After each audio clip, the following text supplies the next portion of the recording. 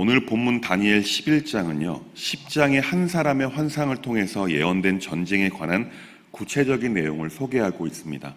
다시 말하면 하나님께로부터 보냄을 받은 한 천사가 다니엘의 환상 중에 앞으로의 국가 정세가 어떻게 될 것인지 10장에서는 서론의 형식으로 예언했다면 이제 11장에 와서는 보다 구체적으로 그 예언이 어떻게 이루어지게 될 것인지 정확하게 말씀하고 계십니다.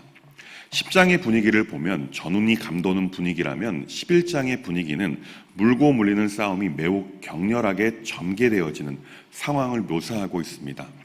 11장의 전쟁의 역사 속에서 구체적으로 일어난 것임을 분명하게 알려주기 위해서 당시의 실제 국가의 이름을 사용하고 있음을 보게 됩니다.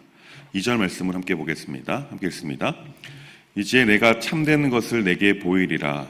보라, 바사에서 또 새 왕들이 일어날 것이요 그 후에 넷째는 그들보다 심히 부요할 것이며 그가 그 부요함으로 강하여진 후에는 모든 사람을 충동하여 헬라 왕국을 칠 것이며.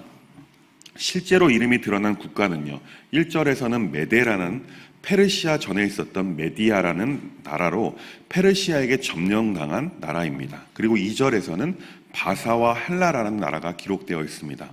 바사는 페르시아를, 그리고 헬라는 그리스를 이야기하는 것입니다. 이것으로 알 수 있는 것은, 그리고 이 다니엘서의 결론 부분에 가서는요, 하나님의 예언의 그 내용을 구체화하는 것을 통해서 이 세상의 역사가 하나님의 말씀대로 이루어질 것임을 알 수가 있는 것이죠. 다시 말해 이 세상의 모든 역사는 하나님의 손안에 있다는 것을 다니엘서를 읽는 독자들에게 알리고 있다는 것입니다. 오늘 본문 11장을 세분화하면 총 3단락으로 구분할 수 있습니다. 첫 번째 단락은 1절부터 4절까지의 말씀으로 페르시아와 그리스의 등장을 예언하는 부분으로, 두 번째 단락은 5절부터 19절까지의 말씀으로 남방 왕과 북방 왕 간의 분쟁을 예언하고 있습니다. 그리고 마지막 세 번째 단락은 20절부터 마지막 45절까지의 말씀을 통해서 북방 왕의 승리와 패배를 묘사하는 단락으로 구분할 수가 있습니다. 다니엘 11장은 특히 페르시아 제국의 쇠퇴와 그리스의 등장, 안티오쿠스 에피파네스 득세를 자세히 예언하고 있습니다. 특히 이 안티오쿠스 에피파네스가 유대인들을 핍박하고 성전 제사를 금지하여 우상을 숭배하도록 압력을 가하게 되지만 궁극적으로는 비참하게 죽게 됨을 예언하고 있습니다. 이것을 우리가 또 알 수 있는 것은 하나님의 백성들에 대한 사탄의 핍박을 보여주고 있지만 이러한 급심한 핍박과 환난과 고통의 시간 속에서도 우리 하나님께서는 역사하셔서 하나님의 백성된 사람들을 구원하시고자 하는 것을 알 수가 있는 것입니다. 우리 하나님은 모든 역사 속에서 하나님의 백성을 구원하시기 위해 일해 오셨다라는 것을 알 수 있습니다.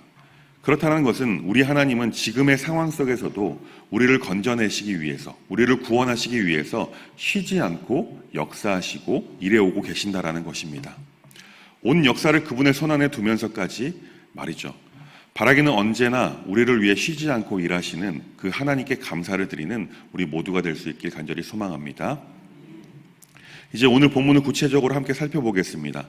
첫 번째 단락 1절부터 4절까지의 말씀은 페르시아와 그리스의 발흥과 쇠퇴를 나타내고 있습니다.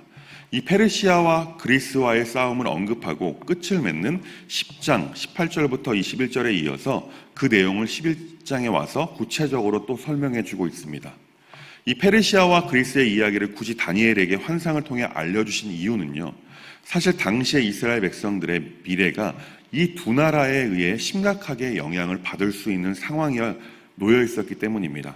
다시 말하면 이스라엘 백성들을 위로하시고자 하시는 하나님의 마음이 깃들어 있는 부분이 바로 오늘 본문 1절부터 4절까지 말씀이라는 것입니다. 이 부분은 사실 이런 하나님의 말씀이 깃들어져 있습니다. 내가 선택한 나의 백성 이스라엘아, 지금 주변의 나라들 때문에 힘들지? 사실 그 나라들도 내 손안에서 내 의지대로 일해 오고 있단다. 너희를 가장 힘들게 하고 있는 그 두 나라, 페르시아와 그리스, 그 두 나라가 지금 강력해 보일 수 있는데 아니야. 그 두 나라도 결국 망하게 될 것이야. 이것을 위해 내가 지금도 쉬지 않고 일하고 있단다. 그러니 나를 믿고 신뢰하렴. 한마디로 표현하면 내가 너희를 잊지 않고 있다라는 것입니다. 이 하나님의 메시지를 지금 현실에 살고 있는 우리에게 적용해 보면 이렇게 생각해 볼 수가 있습니다.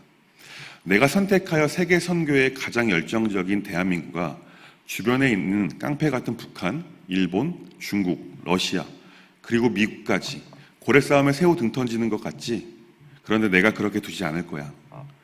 내가 나의 강력한 오른손으로 너희를 붙들어 줄 거야. 그러니까 나를 신뢰하고 나를 믿어야 해 라고 우리에게 위로의 말씀을 전하고 계신 것과 같다라는 것입니다.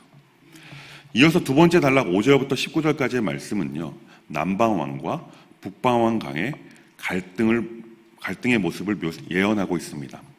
이 4절까지의 말씀은 페르시아와 그리스와의 갈등을 예언하고 있었습니다. 근데 이제는 그 이후에 일어나게 될 전쟁의 내용을 구체적으로 예언하고 있습니다. 얼마나 구체적이냐면 6절과 17절에는 정략 결혼의 이야기가 기록되어 있죠. 그리고 5절과 6절의 말씀에서는 나라들이 대적하다가 단합을 하게 될 것이다 라고 또 기록하고 있습니다. 15절에서는 북방왕이 토성을 쌓는다라고까지 예언합니다. 이어서 18절 말씀에서는 한 장군이 일어나 그 정복 전쟁을 그치게 한다는 등 정말 구체적으로 하나님께서 다니엘에게 환상을 통해 지금 예언해 오고 계십니다. 이 두 번째 단락을 소분해 보면 먼저는 첫 번째 5절부터 9절까지의 말씀으로 남방왕과 북방왕 간의 첫 번째 전쟁에 대한 예언이, 그리고 두 번째에는 10절부터 15절까지의 말씀으로 이들의 두 번째 전쟁에 관한 예언이 기록되어 있습니다. 그리고 세 번째 부분은 16절부터 19절까지의 말씀으로 마침내 북방왕이 승리하지만 그가 결국에는 몰락하게 된다라는 예언으로 구성되어 있는 것이죠. 오늘 본문에서 예언되어 있는 사건들을 정리해보면 이렇습니다. 5절 말씀에서 남방왕이 강하지만 그보다 더 강력한 왕이 이후에 등장을 하게 되죠. 이전의 왕보다 후에 나타나는 왕이 더 강력하다라는 것은 다니엘 2장 40절에 느부갓네살의 환상에서도, 또한 7장의 벨사살 원년에 꾸었던 다니엘의 환상에서도, 8장의 벨사살 3년에 꾸었던 환상 속에서도 동일한 패턴을 가지고 예언되어 왔습니다. 두 번째로 6절의 말씀을 보면 남방왕과 북방왕 간의 맹약이 이루어지고 있습니다. 강대국끼리 협정은 서로의 힘을 인정하고 공존의 길을 채택할 때 제정이 됩니다. 그런데 어디까지나 힘의 균형이 맞을 때야 가능한 것입니다.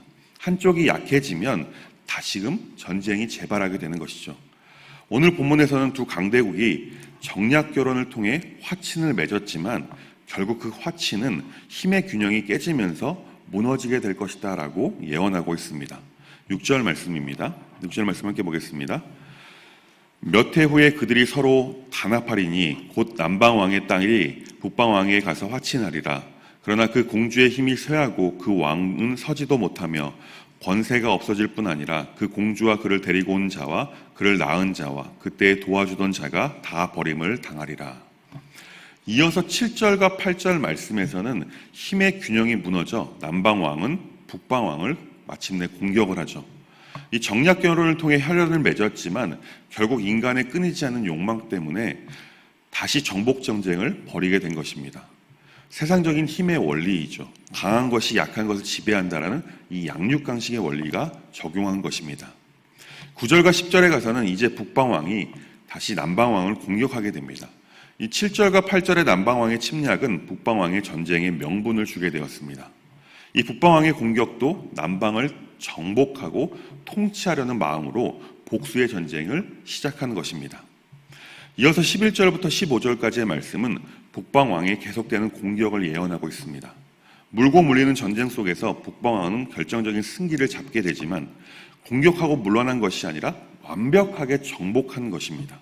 그러나 16절부터 19절까지의 말씀을 보면 남방왕을 물리침으로 통치권을 차지하게 된 북방왕은 잠시 동안 승리감을 누립니다. 그런데 결국엔 한 장군의 등장, 여기서 한 장군은 로마의 루키우스 스키피오라는 장군과 이 전투에서 패하여 완전히 멸망의 지경에 이르게 되는 것을 예언하는 말씀입니다. 19절 말씀을 한번 보겠습니다. 그가 드디어 그 얼굴을 돌려 자기 땅 산성들로 향할 것이나 거쳐 넘어지고 다시는 보이지 아니하리라. 이 말씀은요, 후에 로마 군대에 대패한 안티오쿠스 3세가 퇴각하며 자기 영토로 돌아와서 여러 산성과 엘리아마스에 있는 베레 신전을 털어 다시 한번 재기하려고 하다가 결국 죽게 만 것을 대해서 예언된 것입니다. 오늘 본문의 모든 예언은 역사적으로도 사실 이루어졌습니다. 애굽의 톨레미 왕조, 이 톨레미 1세는 알렉산더 대왕의 장군 중에 가장 유능한 장군이었습니다. 그 톨레미 왕조와 시리아의 두 왕조, 셀류쿠스 왕조 그리고 안티오쿠스 왕조와의 전쟁이 오늘 본문을 통해서 예언된 것입니다. 오늘 본문에서 말씀하고 있는 북방과 남방이 어디입니까? 바로 이집트와 시리아입니다. 이 이집트와의 시리아의 거듭되는 전쟁을 통해 우리가 알 수 있는 것은 인간의 만족할 줄 모르는 욕망과 그리고 적그리스도의 끊임없는 핍박을 우리에게 알려주고 있는 것입니다. 결국 모든 성도는 자신의 욕망을 제어해야 하고 늘 영적으로 깨어있어 적그리스도의 영적인 공격에 대응할 수 있어야 할 것입니다. 바라기는 우리 모든 교우님들께서 자신의 욕망을 스스로 제어하고 영적으로 깨어있어 마지막 때 적그리스도의 영이 득세할 때 핍박 앞에서 담대히 승리할 수 있는 우리 모두가 될 수 있길 간절히 소망합니다. 사랑하는 교우 여러분, 우리는 우리의 욕망을 다스리지 못하면 결국 사탄의 놀이개가 될 것입니다. 그렇기 위해서 늘 하나님께 기도함으로 영적인 민감함을 위해서 기도해야 될 줄 믿습니다. 그리고 확고한 믿음, 하나님께서 이 세상의 역사를 주관하시고 그분의 손안에 두셨다라는 그 믿는 믿음이 우리에게 있다면 어떠한 고난의 상황에서도 우리를 건져주시는 하나님의 자애로운 손길과 마주하게 될 것입니다. 바라기는 온 오줌물을 창조하시고 인간의 역사를 주관하시는 하나님 한 분만을 신뢰하시고 믿으시는 우리 교우님들 되시길 주님의 이름으로 축원합니다. 기도하겠습니다. 온 우주 만물을 창조하시고 인간의 역사를 주관하시는 하나님, 그래서 우리의 모든 역사에 개입하시고 우리를 언제나 구원하시기 원하시는 하나님을 믿는 믿음을 우리에게 허락하여 주옵소서.